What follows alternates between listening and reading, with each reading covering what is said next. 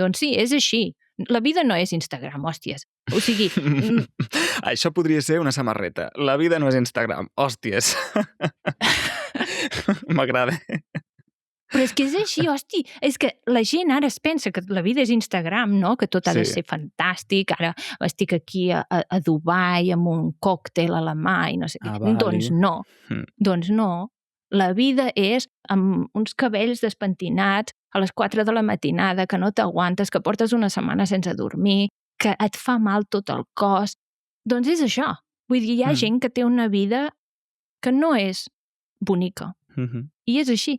I si en aquell moment se t'estan queixant d'això, doncs tu calles i l'escoltes, perquè si no, no haver preguntat com estàs. Clar. Però bé, és que amb les xarxes socials, amb Instagram i això, vull dir, de tot el que veus, te n'has de creure la meitat de la meitat de la meitat. O sigui, tot és...